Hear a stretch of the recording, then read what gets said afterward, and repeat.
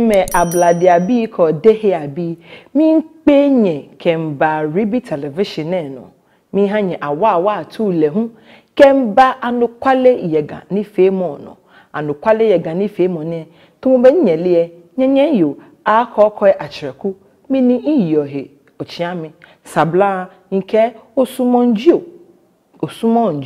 nkonfon he no nke femi hu pen menyele to bi ni da na ni wiyo ye ni femo no Anokwale Yɛ Ga ni femo wo patebe watawo be ni wo fe wo hia atembe hu hyimu sanjin ye kaji wonu ni wona wo lepe be wonyi ose ni Anokwale ni yo mi wo ya ni wa hara wo gboshi wo chashi ni wo lu oke ba hwe ni dabo ana wona fe ni gan tete ketete lamle ke lamyoko dede ke kokoi wo fe wo jie wa Anokwale kejemi maka nye ekon ho ake Anokwale femo Yɛ Ga ni femo ne Ruby Multimedia the best is yet to come amena me fi mi npen nke ba ha nye ne benye me mene ye Anokwale Yɛ Ga ni femo no mini ji no ni wa awie he nye yo akọkọ ihe Facebook ni ya share bench warrant ko no a circulate e fi ai ake aha bench warrant na aka ya ma wonye nnu wo che ke wo fe wonyanyo George Abia Tackie aka Adama Latsɛ keba court mini he wona atwa aka ya ma Adama Latsɛ be laje ko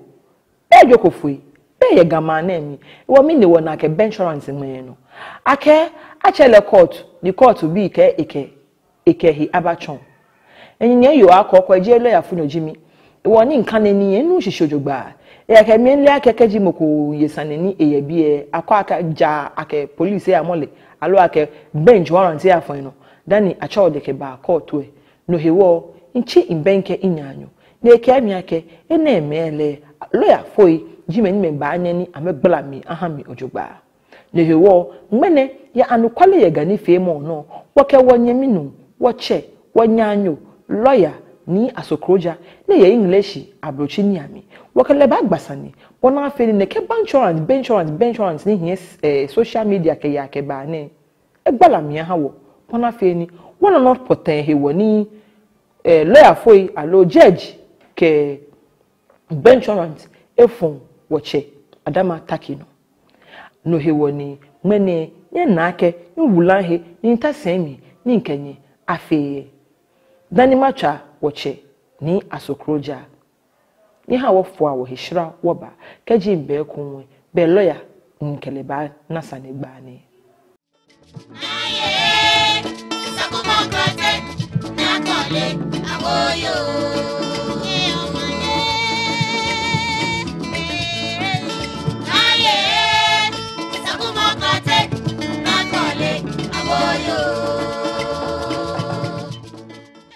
benye mma blade abi ko dehe abi to be ni nkenye nyenye yo akọkọ ya chireku onu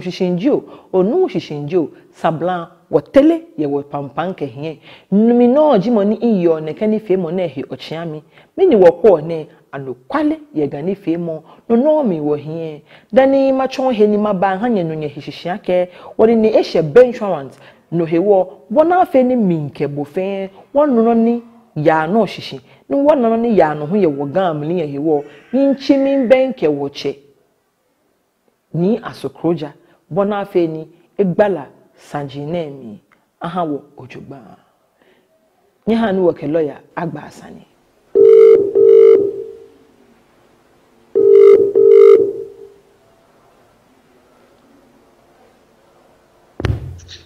Hello, lawyer. Yeah. Olaba ode manye. Yo manye abra oi. Take your Yɛ Ga. Mo fe mo he yojogban gan hu yojogban amontone. Lawyer was spoke about Sunday fio ko keha ekeko bench warrants ko ni woni ni ehye no he. Wo was money ogbala mi aka ni bo fie lawyer fonu e obanya ni otwon wom ni ojogba.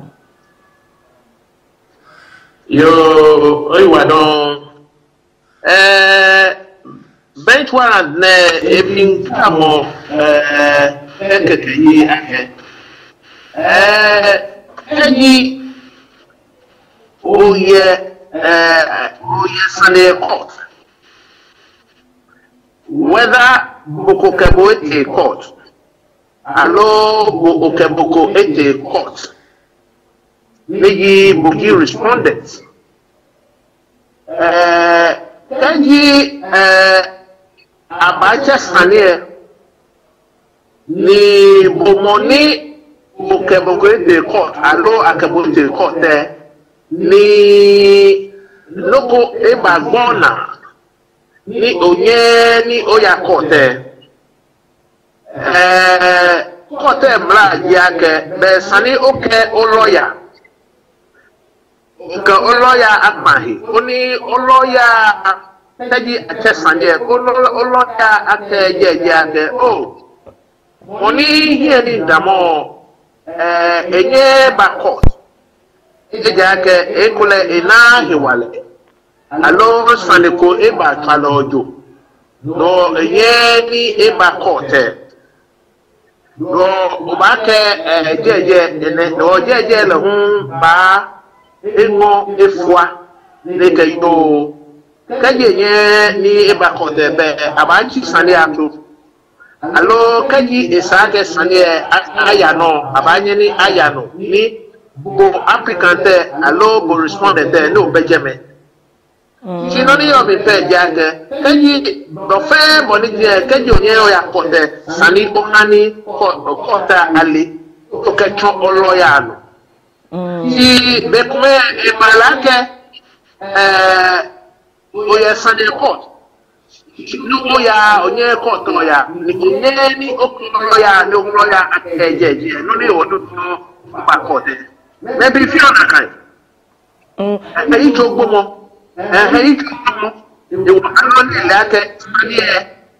eya jegbe fa e ba ni ya court kan yo ya court okoloya ya ocho jeje no ni wono ya court jeje emi ba fun won keke bale na jeje ba ko second chance second chance o baba ko delu second chance for the second any oya court jeje ba issue bench warrant nito ake bu court gbogbo ni onye oya court bu court process okay court here too much jeje me ba fun the ba issue bench warrant now I'm here me page ake jeje e ba kwetani eni kanhie ni emi fumo ba depend os no ne woni onyo jeje kuma na abanye ni ameme mo sienyo alo siete alo siedwe then aba issue bench warrant jeje kuma la hu boni sane kan ye ekwa ni ko ba kuma no mpe aba issue go bench warrant jeje kuma la hu sienyo no e ba depend jeje o de course ande ha shilo yo ba bia ke lawyer o fa ne bona fe ni wo meni me ko wa lo to bole anu wo shishi ojogba keji ake bench warrant dia nche mini na kan bench warrant mingbla mo ncho ake be court penny ha bench warrant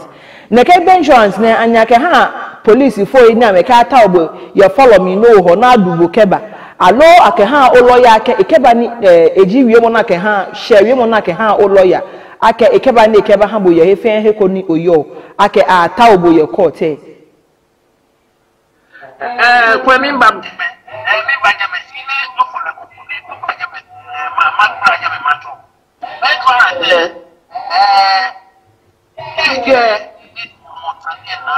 O fa ni Adama Osojogba ha wo fi oko. Yo. Ehi. Bench warrant there. Some program watch all some ni jeje ni insane leji money issue on the sama money ni ege ha police foi age ha police fonyo ni atawo any money sane yo court ni nye ba court na atawo any yo ni amole police pet agbaha warrant age ha only the police ni jeje pay money issue or warrant jeje ni tax and no le pay money issue warrant ni warrant e ka ba ha the police be etamoni or any money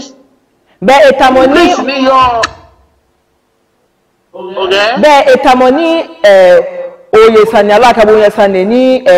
wokola ke okohe ate sani na yo okohe te sani e hiwo ba sani afimbo na ke baba kote bona fe na kan sani ayo okay na kan pepe okay no ko to abato he no yo na agblabo police ba to he no yo ne abagblabo ewo inche akabo baba jeje inche miniji implications ni yo bench warrant keji ahabo bench warrant ni oye na kan bench warrant na ke ha police foye ekwe ni police enakobo ne ba amobu shekwe hefe ni ko ni bohu oyo onu eko amagbla neken senene ni wo gba na ekeba ma bench warrant wo ni ehye no na enu wo fe wo lia ke ayi manche masa ne ye court ni menyo ten ni sane e kan aha bench warrant ni akefi momokome keba eja ke ebako court shienyo neke bench warrant na ni akenme woche Adama Latsɛ no ne implication ko ye sane no ani no ba ni Adama Osikaji ana lepo ne police fo nyoba mo leke ba ya court ni tacho leten ehebe na ba ye sane ekon ni esa eje ehin epe ekon abanya na Adama no akakashi ni eje ko ehin epe ye court twu emi e wo be eje ba ka ebe e ba ta sane no ni ebu asane eja ke money kesane eba alo money akeleba iyo sane eje eje nje ebuko mla na baba George fo ya hin e ka shi fa na kai kaji ha police na igbe aka atole na atola hu le ba ka anya ha be ni aba exhaust all avenues na pa atole ni iba kaji lele to bono ju ni atola hu na le ekwe ejoko ya ego ni ate lele aba ha no na atole default judgment default judgment court eba ya no oni ebu asane ro ka gi ebu asane be ni twa ka jo jeje be sane lawyer hu ahijeme ni ka gi lawyer lo be je me abu asane ka gi lawyer je obo baja aba ha default judgment the default judgment a court le pu hewo before judgment that ba ha court ba consider ejimba one no fo court ba consider ejimba ni akwa abu asare ni ebejeme no before judgment aba court ba ya head ni ba ha before judgment the most of the time and the before judgment money ejofo before judgment ya in his favor. Okay. No bone e ka jina ha default judgment. Any court trial na bondole na afle na kalaba the share no step I go ahead the babu asane ni inche mabia ke neke ni fe mo ne mo ni hu ni ke money atawo Adama Oshin ye court twu emi wa le ye heku but for money biele natural justice enyo wale ego apia ke no ni o le enyo wale dia ke ebu kote ha court respect akele sane efi ofa befe beni abache ibaya ko na kan bule de ke ha court jeje le hu ko na kan bule ni anyo ke to ile kwa to keji do bra boko na gba hale ake abo na kan bule de ke ha court wo na kan do bra mo court ikudo mi fi o hale yo shi moko ba bia keje mi nke moko na sane alo mi na nsane ni nke afọ court hi ni mi no sangba ese ni ke court epo na sane epo ndi se don no ho bench warrants ko yemi be mi nke he ba mi no ngba ese kaji bo ke body applicant yo ke sane te court na boa ni face no bo bloise akeo sane ne aje court o be interest me don aje ka na ka bench warrant la ba fo enye ewe ki don aja ke bo applicant bo je sane ka je court okay court ba ko ni ne ke bench warrant ne aba fo oh okay agbene no ni yo mi peji no mi to ni ke sita e peji age bench warrant no ke ha only civil case okay maybe later kaniye okay so no bala mi ya chawo joba civil case to mo ni ke asante mo ya e bi arrest warrant or warrant arrest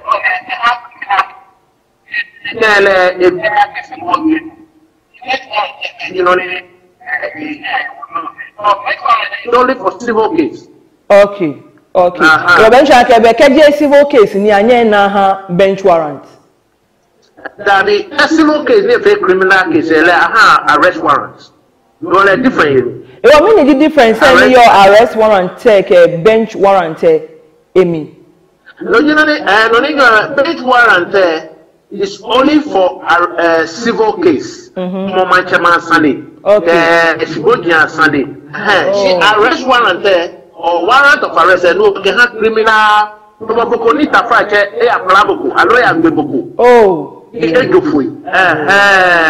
Ejofui. Atona graba ko ejofui. No le hu na kano aba police arrest warrant. Ika efta yo na mole na graba. In this case, keji bench warrant and the police ni neshe ono aba remand your police custody until be na aba ya court na ke boya Adama na alo aba akeleta ba wo de ake energy letter ni court ha eke wo mo bokeba e wo bo mo de ni na kan gbe loji ohin epo no ni o me dia ke very simple keji ni ne bench warrant keji ni neshe ono lele Dani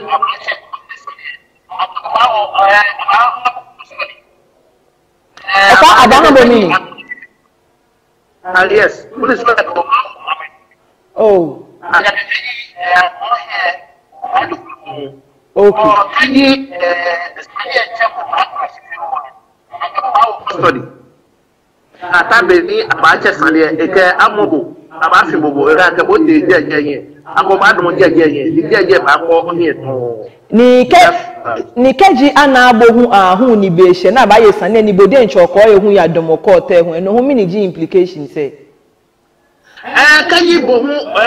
bohu jeje ona ke agbene eno ho onye je mo ho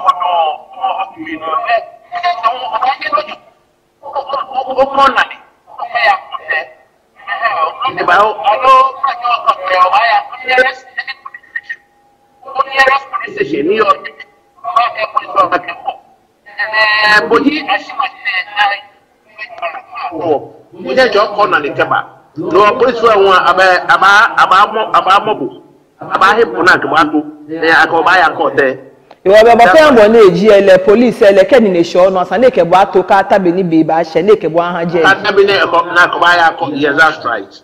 oh okay police we ke bale na ke amesumo ni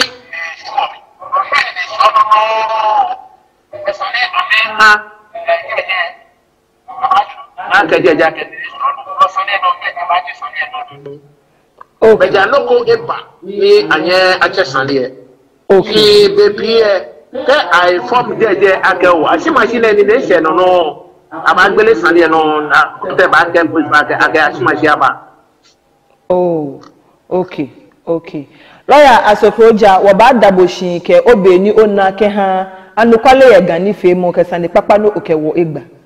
Wa se ko nke wona sande ko e waba atwa bobo na fe ni ogbla o ha wona kan no. Yo bo yiwa don ake ochemi ni mbagbla ni be nem. Yo nyanya yidugba. Bo na kan no. Be anyamime ni ye ko Anokwale Yɛ Ga ni fe mo ne. Lawyer Asokroja ni nyenu egbe ne eba gbala ne ke bench warrant sanji ne femi efi ake was time ba o ni wona ake ne ke bench warrant ni ne circulate ye social media na mo bench warrant court ke bench warrant ete ni amo woche George Tackie ni wo chole ake Adama Latsɛ keba wo fe wole ake eku ebe noko ni afe ni atawole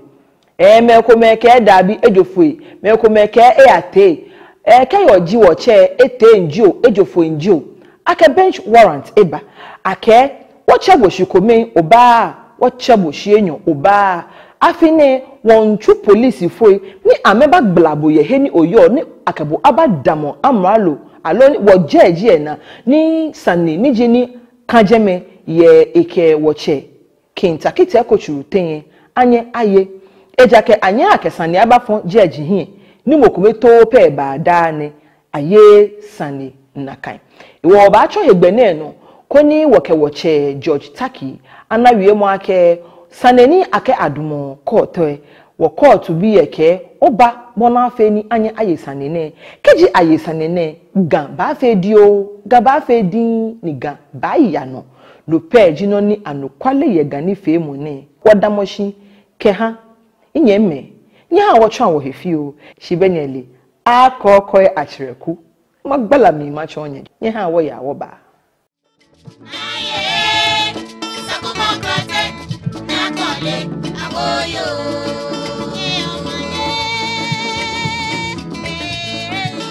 aye sakumokrate nakole aboyo be tamoboni lawyer ke ne eke keji aha bench warrant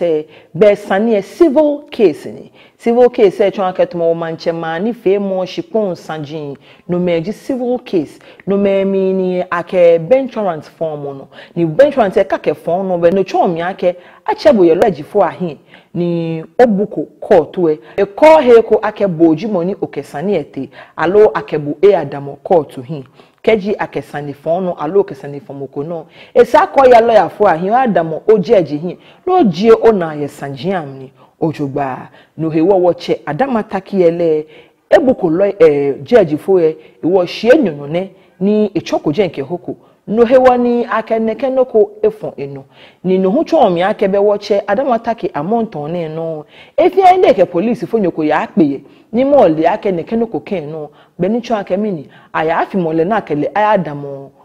amralo ehin niji judge fo nyo ehin bona afi ni na kansane anye ni aye no echon mi ake woche juloni alo egbemoko shemu esane kanjen alo lehu ekesane ko etejen ni eya sheko ni abanye ni aye sanene be keji won ba na moni ya court we be ni chon ke woche kintakite kochu the second dan na ba che sanene le page moni eya alo bele a lawyer fo ya jio amehin epo ene hewoni aha neke verdict ne kenye ba kwe ne screen na ehie amonton ne no enye ba na ke warrants ni jini akefon bench warrants ni jini akefon woche no no ni wake wo screen ne no amonton ne no bona afi ni nyehu nyeneni nye kane ekoe ewo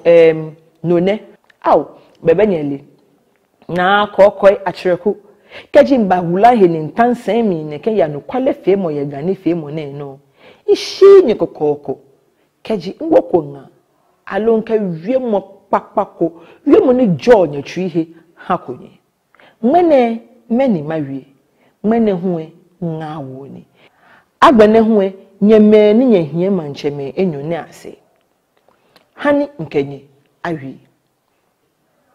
agbene nye pa ake nye kesajeni awie ko ba hie social media je sajie fe ko ni awie wie mo keji eminchi abio da na awie alo ake wo nupa na mo ni le wie mo na awie she oba social media be wo dinche wo gamme wo hie je mekentri na potomo sanji ni ha wo kwa alojugba she won dragan ke wo hie le neke gan iba afite nye many hie social media ni keno ko ba no onye nwu no ne se na mo behe nye fio nye dragan je many yo sane dragan nye ne yo ne twa ne me nye hie se nye dragan nye ha no wo kwa ni ga akagbekula mie sane ke nue nke baba na ba gbala mi kemanye mafi kenye ho matwa many ye na kan nile ye na kan sanji ahe na me gbala mi ahanye bench warrant ake amowoche Adama leche keba abladi abi odehe abi be she ke be she ne ke fie yontwi eke intwi mi nkometo nkenyi bata shi wo ba gbasane eneke so kata beni wo ba jaje wo gan shi benyele sponsorship wo afimo niji awonse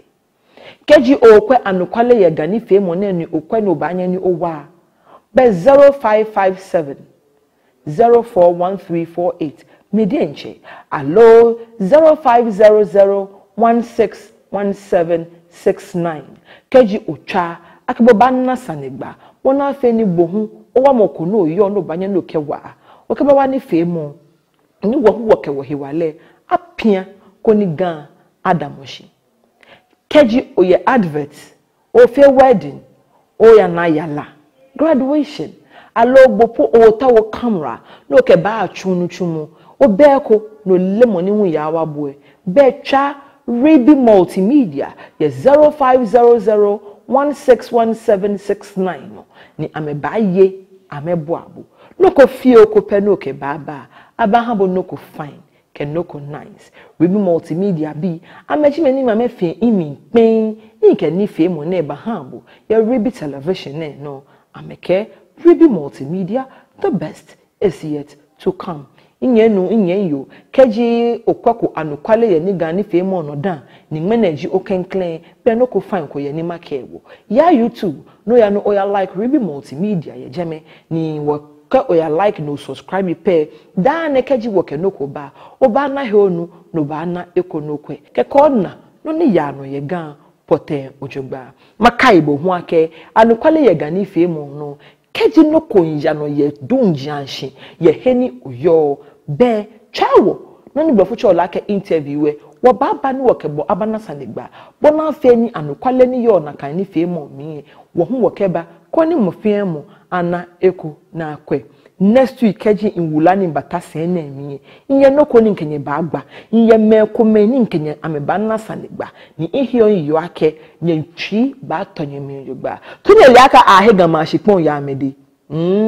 ahega ma shipon achi me hega ma shipon ya amede don fa se bi na me no agbene hu kuntun se bi kwema amehu aka mempelehe na ka no insomnia amehu aka mempelehe ake under one umbrella we are one people in Ghana shimo be me ni won fe one people sake wanye wale he ni wo boundary sika ni moko akabote moko no mi no hewo next week inkenye ba ya don fa se bi aje benkenye ho ete nsumi abi aje benkenye ho ete kuntunse ni wa bia ke ani jeme shipon achi ma no nilo kenye ke me pe kunwe beno sani wo ba agba nyeke wojuru bye bye Aye, Sakumokrate, Nakole, Aboyo.